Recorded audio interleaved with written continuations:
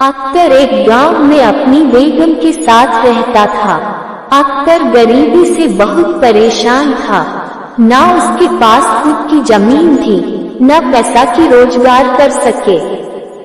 दिन भर मजदूरी करके जो थोड़े बहुत 20-30 रुपए मिलते वह 2 वक्त की रोटी के लिए ही निकाल पाते। अख्तर की पत्नी अल्लाह पर बहुत विश्वास करती थी। वह रोजाना अपनी 5 वक्त की नमाज पढ़ा करती थी। एक दिन जब वह नमाज पढ़कर खड़ी होती है, तब अख्तर बोलता है, अरे गुलशन, तुम्हारी खुदा को मानने और 5 टाइम की नमाज पढ़ने का कोई फायदा नहीं है। यह अल्लाह भी बड़ा कठोर दिल वाला है। कोमल हृदय की आवाज नहीं सुनेगा, मत किया कर इतना अल्लाह की इबादत। आज तक अल्लाह ने तेरी सुनी है, जो अब सुनेगा। वही गरीबी में दिन काट रहे हैं और इतने सालों से औलाद का सुख नहीं मिला, वह अलग दुख है हमारे भाग्य में। उसकी पत्नी गुलशन बोली, मुझे विश्वास है अल्लाह हमारी जरूर सुनेंगे। मुझे अपनी इबादत और अल्लाह पर पूरा भरोसा है। अल्लाह एक दिन हमारी जरूर सुनेंगे। हमारे सारे दुखों को एक दिन जरूर दूर करेंगे। अल्लाह के घर देर हो सकती है, अंधेर नहीं। अख्तर बोला, चल देखता हूँ तेरे अल्लाह तेरे दिन रात नमाज पढ़ने और इबादत करने का कितना फल देते हैं। अभी मैं काम पर जा रहा हूँ, देखता हूँ कहीं मजदूरी का काम मिल जाए। गुलशन को अपने अल्लाह पर पूरा भरोसा था, पर अख्तर का अल्लाह पर बिल्कुल भी विश्वास नहीं कर पाता था। उसे लगता था कि गरीबी और निसंतानता दोनों ही दुख अल्लाह ने उसके भाग्य में क्यों लिखे हैं। एक दिन गुलशन ने बोला, सुनो जी, घर में कुछ भी खाने का नहीं रखा है, मैं क्या बनाऊं? अख्तर बोला, मैं भी क्या करूं गुलशन, आज मैं भी साहब के पास गया था, लेकिन इस वक्त किसी के पास काम देने के लिए नहीं है। गुलशन, खुदा पर भरोसा रखो, वह जरूर हमें इस मुसीबत से निकालेंगे। ये थोड़े से चावल रखे थे, पानी में उबले हैं, खा लो, दिल छोटा मत करो, कोई ना कोई काम मिल जाएगा। हो सकता है कल सुबह कोई काम मिल जाए। अख्तर, बस कर गुलशन, बस कर, इतना भी अंधा विश्वास मत जगा अपने मन में अल्लाह के लिए। मुझे पता है वो हम गरीबों की नहीं सुनेगा। गुलशन भी अख्तर की बात सुनकर परेशान हो जाती है। वह हमेशा अल्लाह का ध्यान करके सोती थी। रमजान के नेक दिन चल रहे होते हैं। गुलशन सारे रोजे किया करती थी और सच्चे मन से नमाज भी पढ़ा करती थी। एक दिन जब गुलशन सो रही होती है, वह सपने में देखती है कि खुदा बोल रहे होते हैं, उठो गुलशन, तुम मुझ पर बहुत विश्वास करती हो, तुम बहुत ही मन से रमजान और इबादत करती हो, मैं तुम्हारी इबादत से बहुत खुश हूँ। अब तुम्हारी सारी चिंताएं दूर होने वाली है। गुलशन, हे खुदा, मुझे आप पर विश्वास था, आप मेरी विपदा जरूर दूर करेंगे। गुलशन सपने से उठती है और इधर उधर देखने लगती है, पर वहाँ कोई नहीं होता है। वह अल्लाह का ध्यान करती है और सपना की बात अख्तर को बताती है। गुलशन, सुनो, अल्लाह मेरे सपने में आए थे, उन्होंने कहा बहुत जल्दी हमारी सारी विपदाएं दूर हो जाएगी। अख्तर, गुलशन, वह सपना है और सपने कभी सच नहीं होते, पर कोई बात नहीं, सपने में ही सही तुम्हें अपने अल्लाह के दीदार तो हुए। अच्छा, मैं जा रहा हूँ, देखता हूँ खान साहब के पास कोई काम मिल जाए। अख्तर खान साहब के पास जाता है, पर उसे वहाँ कोई काम नहीं मिलता है। अख्तर निराश होकर घर वापस आने लगता है और रास्ते में सोचता है कि आज तो उसके पास बिल्कुल भी पैसे नहीं है, वह कैसे घर खर्च निकलेगा। चलते चलते वह थोड़ी दूर ही पहुंचता है, तभी उसे पीछे से एक आवाज आती है, अरे भैया सुनो तो, मैं तुम्हें ही बुला रहा हूँ। जी बोलिए, क्या काम है? जब तुम खान साहब के पास काम मांग रहे थे, मैं वहीं पर बैठा था और तुम्हारी बातें सुन रहा था। मैं तुम्हारे जैसे ही किसी व्यक्ति की तलाश में था।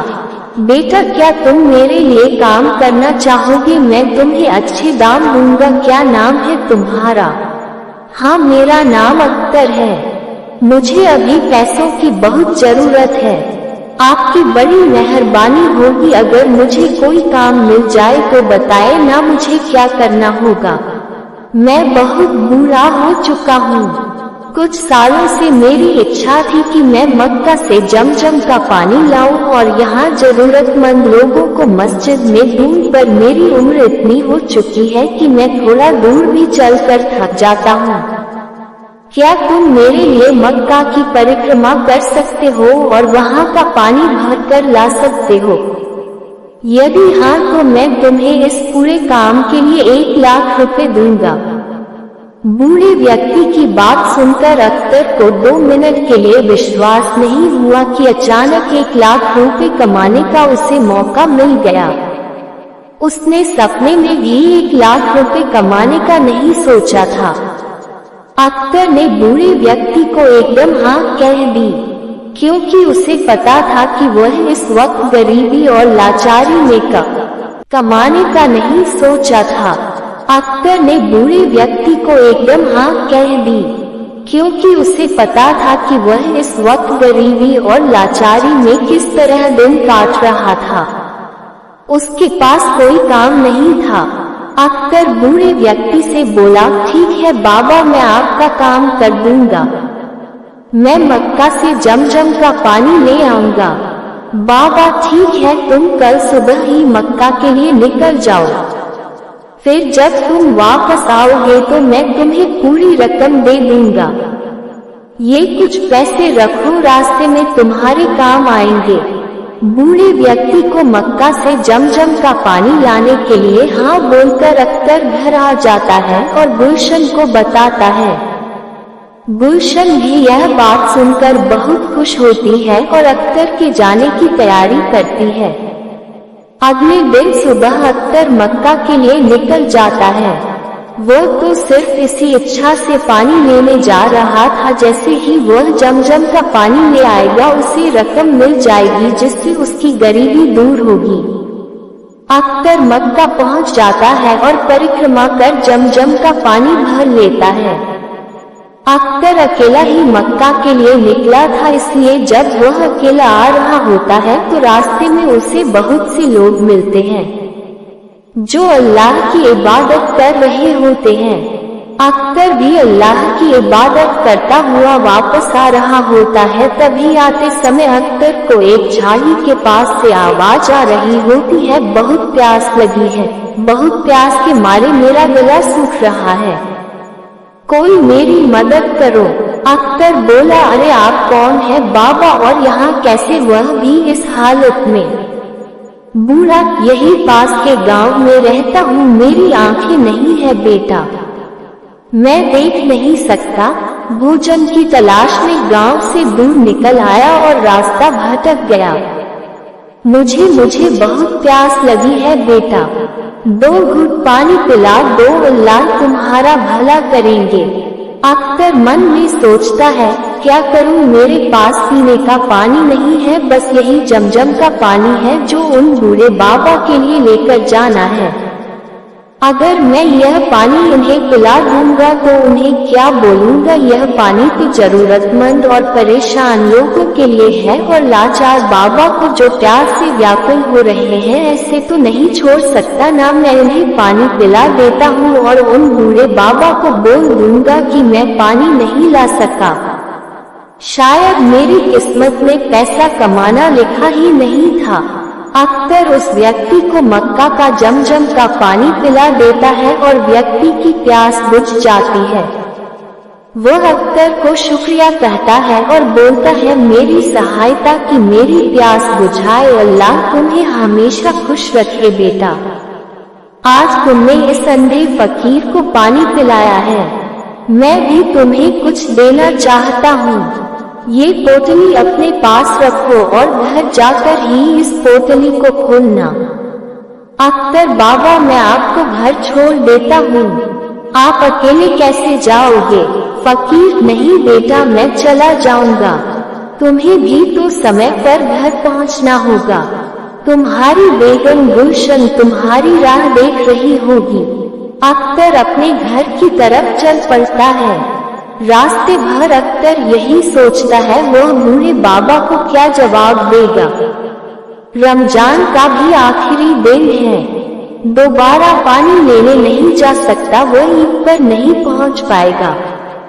वह मायूस अवस्था में गांव पहुंचता है और खान साहब के पास जाता है और पूछता है, खान साहब, जब मैं उस दिन आपसे काम मांगने आया था तो यहाँ एक बूढ़े बाबा बैठे थे, क्या आपने उन्हें कहीं देखा है? खान, कौन से बूढ़े बाबा? मेरे यहाँ तो मक्खी भी मेरी बिना इजाजत के नहीं बैठती। तो कोई बूढ़ा बाबा कैसे बैठेगा? मेरी दुकान के पास यहाँ कोई नहीं आया था, उन्होंने तो मुझे कहा था कि वह मुझे यही मिलेंगे। अख्तर ने गांव में हर तरफ उसे बूढ़े व्यक्ति की खोज की, पर वह बूढ़ा व्यक्ति अख्तर को कहीं भी नहीं मिला। अख्तर निराश होकर घर आ गया। घर जाकर अख्तर ने अपनी पत्नी को सारी घटना बताई।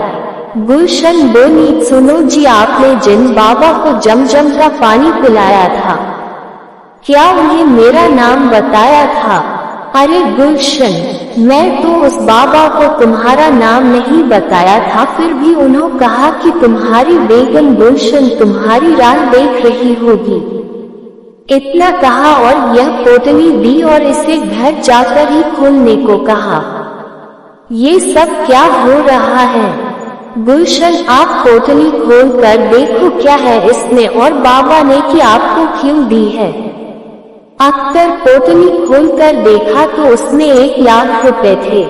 उसने सोचा इतना तो उस बाबा ने मक्का से जमजम की पानी लाने की रकम बोली थी। आज मैंने उस बाबा को पूरे गांव में ढूंढा पर वह नहीं मिले। गुलशन, आप अभी भी नहीं समझे, पर मैं पूरी बात समझ गई। ये सब हमारे अल्लाह की मेहरबानी है। आपने भले ही खुदा पर कभी विश्वास नहीं किया, पर आपका दयालु स्वभाव देखकर अल्लाह ने उसका फल दिया है। ये सब उन्हीं का चमत्कार है, वह सारा अल्लाह का ही किया था। आपने जरूरतमंद की सहायता की और अल्लाह ने आपकी परीक्षा ली, जिसमें आप